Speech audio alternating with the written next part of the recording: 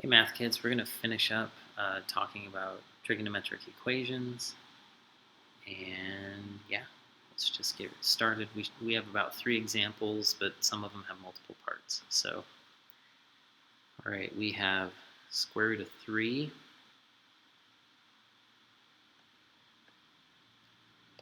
sine x equals cosine x, and we're going to do that for 1 rotation. Okay, so what we're going to do is we're basically going to create a tangent function. So sine over cosine is tangent. So we divide both sides by cosine. So sine over cosine gives us tangent. So we have square root of 3 tangent equals 1. Then we divide by square root of 3, divide by square root of 3. And so that's what we end with. We have tangent x is equal to 1 over the square root of 3. Now we need to think of the point or the type of point that's going to give us that tangent value. And so we want square root of 3 on the bottom. So that's going to be our x value, is square root of 3 halves, and then 1/2 on the top, because tangent is y over x. So we want to find all the points that are in that form that give us a positive value. So if we're on the unit circle, the square root of 3 1/2 is our first, it's our pi/6 marking.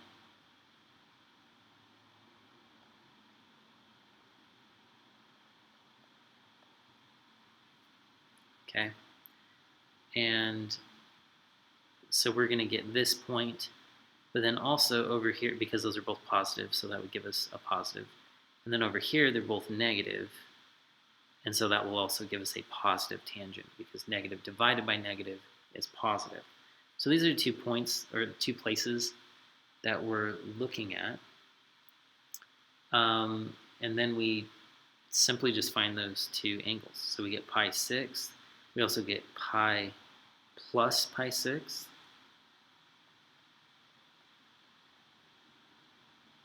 So that's 6 over 6. So that's 7 pi/6 and pi/6.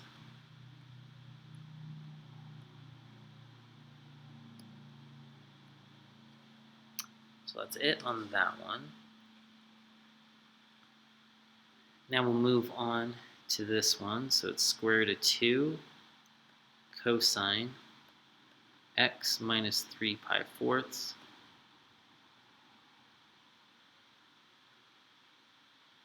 plus 1 equals 0, and then we're going to go from 0 to 6 pi. So that's 3 rotations and a crazy equation. Okay, so we want to solve for the trig function first. So we're going to subtract 1.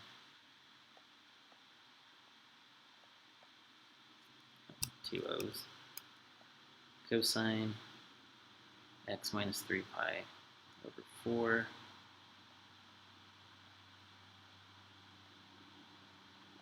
divide everything by root 2. We end up with cosine x minus 3 pi/4 equals negative 1 over root 2, which in the previous part of this video we realized is square root of 2 over 2. Okay, so I'm going to just ignore this. Now we draw our unit circle, and I guess before we do the unit circle we need to modify this. And so it's x minus 3 pi/4, and so it's going to be x minus 3 pi/4 right here. We have our less than or equal to signs. And then we need to do 6 pi minus 3 pi/4. So 6 pi minus 3 pi/4 times that by 4 over 4. Okay, so we have 24 minus 3, so that's going to be 21 pi fourths. And then 0 minus 3 pi fourths is just negative 3 pi fourths. Okay, so we need to figure out where 3 pi fourths is on here going backwards, because we need to know where we're starting. And so if we do that rough estimation, so we have 0 or 6, 1.5, 3, 4.5, this is going to be about 9 over 4, which is like almost 2, right? So it's going to be somewhere right here. But if we're going backwards, it's going to be somewhere around here, right? And so if we do, let's see, what's the best way to do this? If we just do 2 pi minus 3 pi fourths, we should get there. So we have 2 pi minus 3 pi fourths. And so we times that by 4 over 4. So we got 8 minus 3, so this is 5 pi fourths right here. Okay. Like rotating this direction. So this is 5 pi fourths. Okay. Now, when we're writing down our answer on this, we're going to start with, let's see, we have, right here, we have pi fourths, which gives us a positive square root of 2 over 2, but we don't really want that one. So now we're going to go over here, which is negative square root of 2 over 2, square root of 2 over 2. We have cosine, so we're interested in a negative x value. And then we also go down here, which is this same value. Okay. All right. So we're going to be here. We're going to be here because this is negative square root of 2, comma, negative square root of 2 over 2. Okay. So our starting point actually has one. That was our negative 3 pi fourths. Is right on there. Okay. Then we want to rotate until we get to 21 pi fourths. So we're going to just keep going. And if we go right here, this is going to be pi minus pi fourths.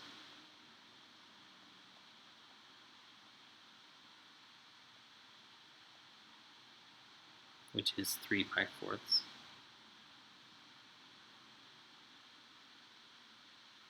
Okay. And so we get 3 pi fourths.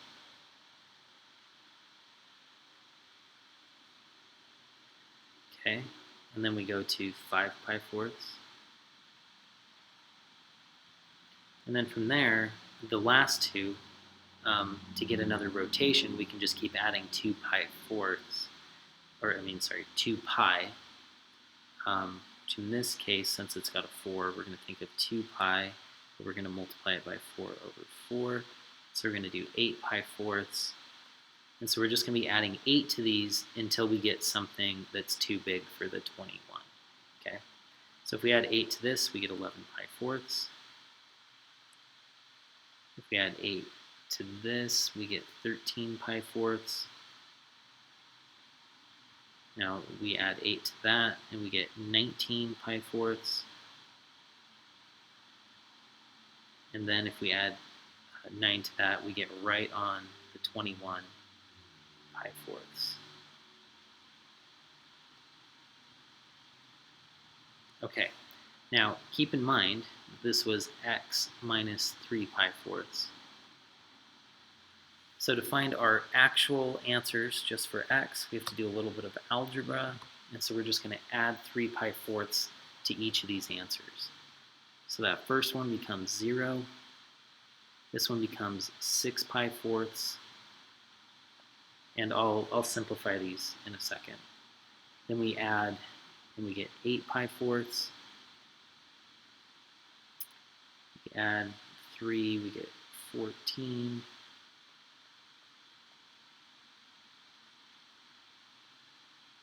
We get 16. We get 22.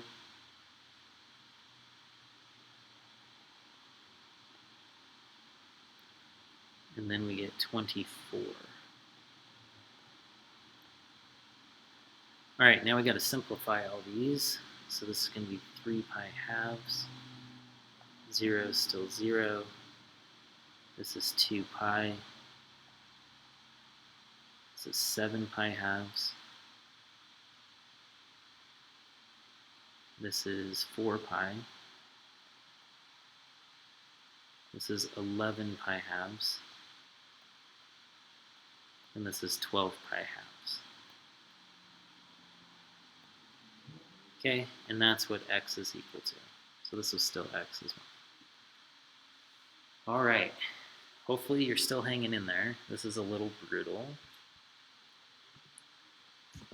Okay, so now we're going to go from 0 to 2 pi. And it says give your answer in exact values. So we have 2 sine squared x plus sine x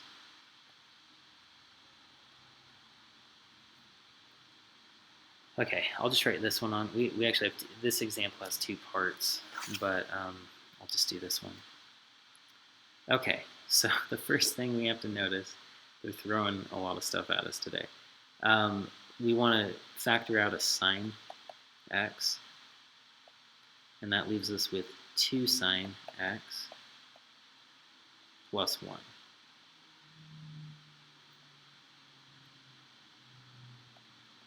Is equal to 0. And so if we solve these both individually, we're going to get sine x equals 0, and then 2 sine x plus 1 equals 0.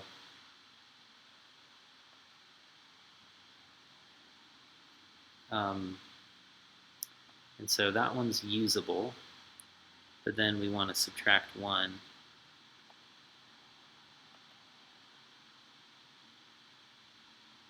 And then divide by 2.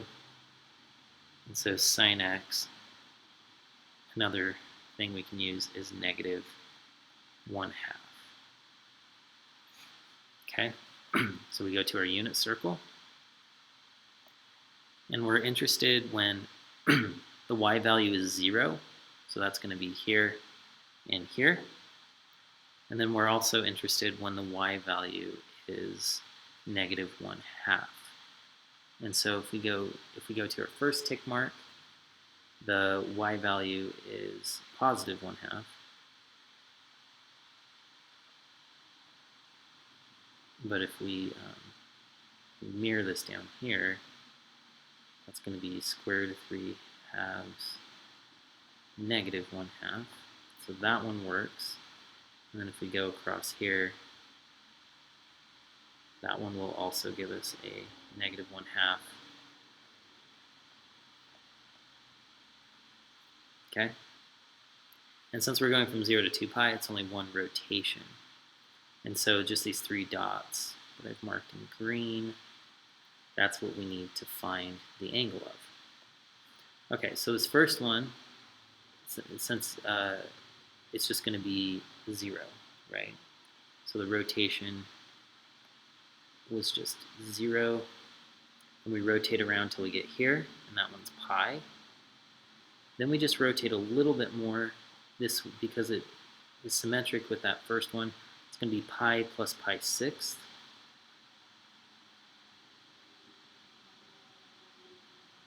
And so that's 6 pi sixth plus 1 pi sixth. So it's 7 pi sixth. Okay, and we rotate around to this point, which is going to be 2 pi minus pi 6. So that's going to be 12 pi 6th minus 1, so that's 11 pi 6th. And then we stop right here again, and because it's less than or equal to 2 pi, we're also going to include 2 pi. Okay, so that's our answer on that one. We're coming up to the last problem. I need more space, so let's go up here. All right, this time we have 2 cosine squared x plus cosine x minus 1 equals 0. And we're still just doing one rotation.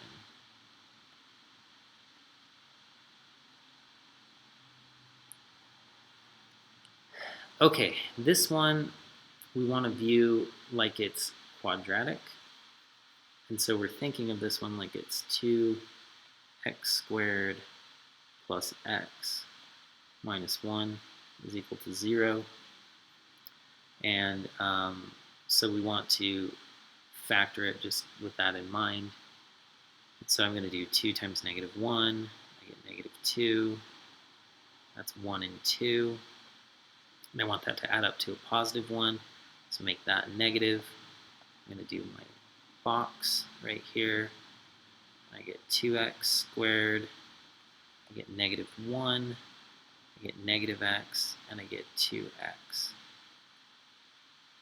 Okay, if I factor out, I get 2x.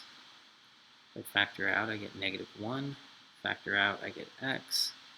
Factor out, I get 1. Okay, now we'll just test this. 2x times x is 2x. That works. 2x times 1, 2x. Negative 1 times x, negative 1 times 1. That all works. So I ended up with 2x minus 1 times by x plus 1. Now remember, our x's, though, were really cosines. So this is really 2 cosine negative 1, cosine x, negative 1, times cosine x plus 1, and it is equal to 0. This is all equal to 0. Okay, so we break those up. So we get 2 cosine x minus 1 equals 0, and we get cosine x plus 1 equals 0. So we add 1.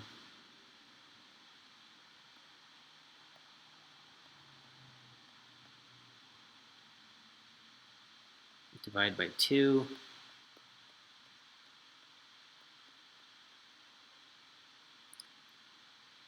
All right, so we got that. So cosine x is equal to 1/2. And also, this was 0. So cosine x is equal to negative 1. Okay, now we have those. Now we can go to the unit circle. So we draw a unit circle. Remember, cosine is an x value. So x value equal to negative 1 is only right there. That's the only place we do, or where that occurs.